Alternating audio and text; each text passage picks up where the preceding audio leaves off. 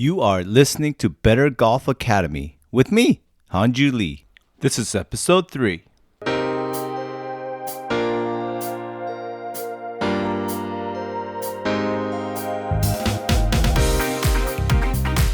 hello everyone. Okay, here's the thing. We all want to get better at golf. But for whatever the reason, our game just doesn't improve. Sound familiar?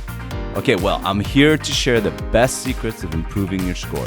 This podcast is not about giving you swing techniques or swing tips, but it's about giving you specific strategies, a tangible plan, and fun ways to improve your score. So welcome to Better Golf Academy podcast. You ready? All right, here we go.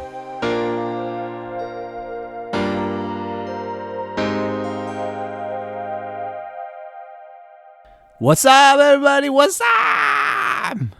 Hey, this might date me a bit, but back in 2006-ish, I think Budweiser came up with the commercial with just a bunch of dudes just talking on the phone saying, "What's up?" to each other for about like a minute, and then it like ends. Okay, you can look it up. I'll put a YouTube link on there. But the funny thing is the first comment on the commercial says, "Best beer commercial ever made, hands down." And I'm going to have to agree with that. Seriously, it's the best beer commercial ever made. Okay, so welcome to Better Golf Academy podcast. I am more than grateful that you are here listening, subscribing, commenting, engaging, laughing, and learning with me, right? You guys are all doing that, right? Also giving me like 5-star reviews. Okay, speaking of, I want to take a minute to acknowledge my friend Tony. He left me a 5-star review, and this is what he said. He said, "This is gold. Hanju," which is me, "possesses such a unique ability to deliver high-value content so simply. His fresh perspectives are parallel with life and transcends beyond the game itself. I am sold. Keep them coming, Hanju, as long as you keep referencing me in every episode."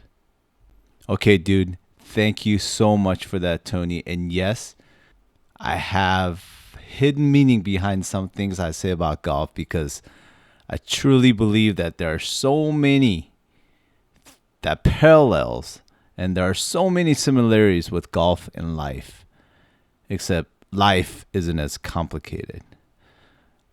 And Tony says that he'll keep listening if I keep referencing him. So I am now referencing you again, bro. That's 2 out of 3 episodes. You happy now? And by the way, I will take my time before each episode to acknowledge my listener by name if you just leave me an honest, heartfelt review. Okay? All right. Looking forward to it. And if you are a first-time listener, welcome. I am so happy that you're here, and I hope I can be of value to you in improving your game, okay? So today I'm going to talk specifically about how average golfers play the par 5s. And I'm going to share some thoughts and strategy on how you can play it totally different and how I can help you save a ton of strokes. This is going to blow your mind. Okay, well, maybe not blow your mind, but I'm pretty sure it's going to make you go, or "What's up?" or something like that. Okay. And hope that it will even get you to go out and try it. That's my goal today. And I am sure that it will work for you. And I'm about 98.6% sure. All right. So I was playing golf the other day at my local course, and when my friend hit a real bad drive off the tee on a par 5, I said to him, "It's all right. It's a par 5. You'll have another shot to make it up." I don't know about you, but I consider par 5s the easiest out of the par 3s and par 4s. I guess it's because you get an extra shot, it seems like. Long hitters can get it on the green or near the green on their second shot, which leaves them a simple up and down or 2-putt for birdie. Right? It's definitely what most golfers utilize to gain some headway or relief in their score, right? Okay, so let me give you some stats on the professional level, and I know we're not professionals, but just for us to get an idea, here's some stats. Okay. For the PGA, Bill Horschel leads the par threes scoring by birding 18.41% of the ones that he plays. That's a lot. That's a lot. Justin Thomas leads all the par fours by birding 21.5% of the ones that he plays. That's also a lot, right? That's 1 out of every 5 that he's birding. That's crazy. Now, Justin Thomas also holds a record for the par 5s, and he birdies, get this, 57.34% of the ones that he plays. That's more than half. All right, so let's look at the LPGA. Now, Caroline Headwall leads the par 3 by averaging 2.92 strokes per par 3, which is 0.08 strokes below par, right? Well, I don't know why PGA and LPGA keeps different category of stats, but anyways. Jin Young Ko, my Korean sister, she leads the par 4s by averaging 3.89, which is 0.11 strokes below par. Jin Young Ko again also leads the par 5s by averaging 4.57, which is 0.43 strokes below par. Okay? So what are all these numbers saying? What is the message? The message is this. Par 5s are the easiest to score well on, period. And I just took these numbers and I gave it to you to prove it. So you're thinking, okay, so what am I doing wrong? Why am I not capitalizing on these opportunities? Okay, so well, thanks for asking. Let me tell you what most of us are doing on the par 5s that's not serving us well. All right, so this is what most of us do on par 5s. We try everything we can to hit 2 perfect, long, and straight shots so that we can be closest to the green as possible after both shots. That will leave us with the best case scenario to go after the pin and score low, and that will give us the best chance at a birdie. Because the shorter the shot, the easier it is, right? Sounds right. Sounds logical. But where do we go wrong? Okay, first, we don't usually hit 2 perfect long and straight shots in a row. And 2, one of the reasons that you don't always hit 2 perfect shots in a row is because you are hitting the 2 longest clubs in the bag. 2 longest clubs are usually the 2 toughest clubs to hit straight and have a lot of control over. So the highest percentage outcome will probably be that on your 3rd shot, you're not in the ideal position to fire at the hole. Okay, sound familiar? Also, the course architect knows this about you. So you know what they're going to make it even more devastating? They'll place strategic barriers in strategic places for an average golfer like you to fall into. It's a trap. It's mean, but it's true. We have to outsmart the course architect. Okay, think about this. Even if we accomplish 2 perfect long and straight shots, and we even avoid the barriers, we sometimes end up at a weird and awkward distance that requires finesse and perfect distance control swing.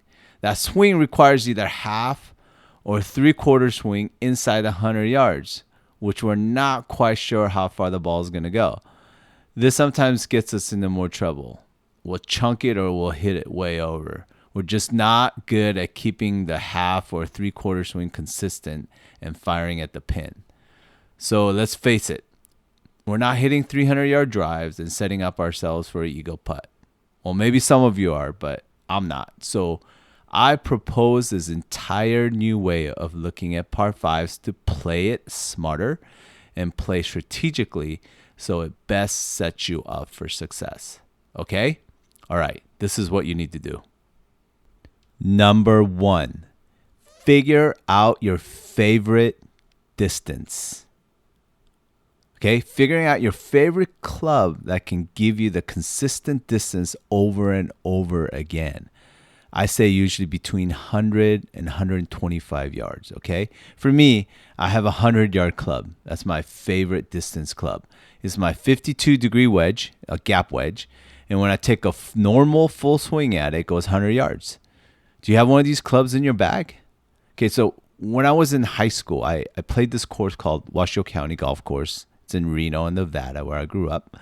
I walked it constantly, and I found on the left side of hole number 2. I don't know if it's still there or not. There's a practice area that not a lot of people took advantage of. There were 2 practice greens about 75 to 100 yards from each other. So I remember just taking these 2 clubs and a shag bag filled with about like 75 balls, and I spent a couple hours over there just hitting the ball back and forth from green to green. And I was just trying to get it on the green. Eventually, I became very familiar with my own swing and club. I figured out what I needed to do and how I needed to swing it to consistently get it near or on the practice green. So you might not have something like that for you to practice at 100-yard shots, but I highly recommend you get on the driving range, pick out a 100-yard marker somewhere out there, or 125 or somewhere in between, and figure out which club you can hit consistently to that spot over and over again. This is the key to better par 5s. The more comfortable and confident you get with this shot, the better your score will be. Okay, and additionally, I suggest figuring out 2 different shots from the same distance. Okay, number 1, hit a normal wedge shot that will naturally have a high trajectory and will land softly and even spin back a bit. This shot will be more suited for pins that are located in the front of the green or hidden behind a lip or bunker that requires clearing and soft landing without much roll. Okay. Second, a more of a low chip shot that will stay low to the ground and get some roll after it lands on the green. Keeping the ball low will give you so much more control, and this is ideal for pins in the back of the green or playing it in like windy conditions. Okay, so I created a fun drill worksheet for you to download to work on these 2 shots and for you to keep working on them until you nearly perfect it. This will be the key to a better par 5. Just go to bettergolfacademy.com/3, that's number 3, to download your free drill worksheet. I think you're going to get a lot out of it. There's a chart to keep your stats so you can watch your improvement during your practice sessions. Okay, did I say practice? Okay, what? So if you haven't heard me talk about practice, listen to my podcast number 1. If you want to hear more about life-changing secrets of the P word, okay? But for the 100-yard drill or 125-yard drill, visit bettergolfacademy.com/3 for the free resources, okay? So number 2, place your second shot for what you've been perfecting. Okay, now that you've almost perfected your 100-yard or so swing, you know what you need to do? Get the ball there. It's like volleyball. You've been working on spiking the ball over and over and over again. And now all you need is someone to set it up so you can do your thing, right? The beauty and the curse of golf is that that person is you. You get to set it up and you also get to spike it down, okay? So this is where the magic happens. Remember, before you were trying to pull out the 2 longest club in your bag to swing hard to get it close as you can to the green. But now all you're trying to do is land the ball 100 to 100 or 125 yards from the green. Oh man, now this game has gotten so much easier all of a sudden. Sometimes you are even hitting a mid to short iron to place it 100 yards or 125 yards out. And with that, you'll have more control and higher percentage shots to set yourself up for the next even more higher percentage shot. More higher, is that even the word? Okay, see what we're doing? We're trying to get you the highest probability to make the best score. Okay, now we have a perfect setup. Let's get ready for the spike. But one more quick thought. before you start spiking away, which is number 3. Assess the pin situation. Okay, what do you mean? Okay, remember, you haven't only been working on one shot to get to the pin. You've been working on 2 shots. Remember that? One high, one low. You have to now stand behind the ball and figure out which shot is going to make more sense to you. High trajectory shot landing near the hole softly and with a little spin, or do you want to land it on the green and give it a chance to roll it to the hole? Again, a quick review on which shot will be the best. Okay, high trajectory shot will be more suited for pins that are located in the front of the green or hidden behind a lip or bunker that requires a clearing and soft landing without much roll. Or a low chip shot that will stay low to the ground and get some roll after it lands on the green. Keeping the ball low will give you so much more control. And this is ideal for pins in the back of the green or playing in like windy conditions. Now execute it. Spike it into the opponent's face. In this case, your opponent will be like the course architect, right? Okay, get that ball close for a birdie putt. Okay, so hey, look at it this way.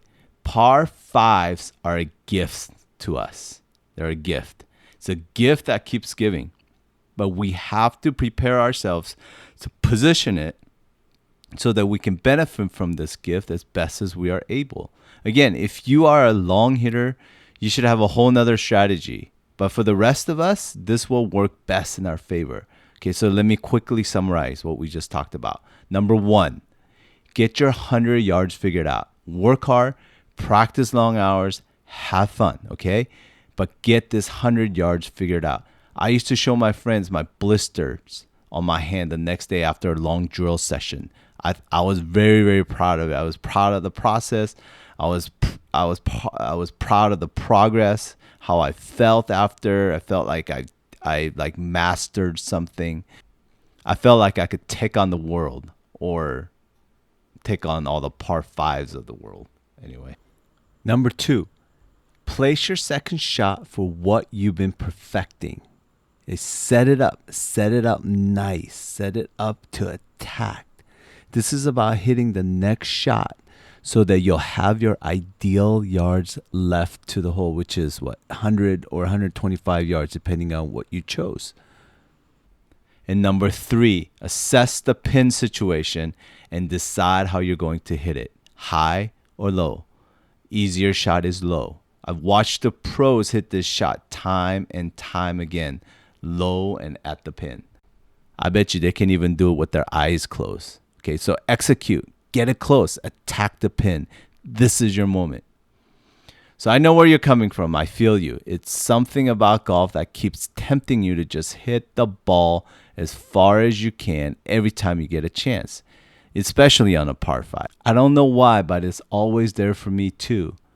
But there's something to be said for sacrificing yards to create the best case scenario to put yourself in a position where you will most likely succeed. Something you worked hard to get. So give yourself a chance to hit that perfect shot you've been wanting to hit. You get to do this 4 times around. Shave off those strokes. You will walk away with a different mindset, knowing that this game of golf didn't control you this time. You controlled it. And that's a great feeling. Okay? Hey, was that helpful? Can we not get greedy with wanting more yards every time, but be disciplined in being at the right yard? Like 100, 125, that's the right yard, okay? All right, so have an awesome week, everyone. I hope this is very helpful to you. Try this out. It will really, really improve your par 5 scores. I promise. All right, let's do this. Let's get better together. And thanks for listening to Better Golf Academy. Talk to you soon.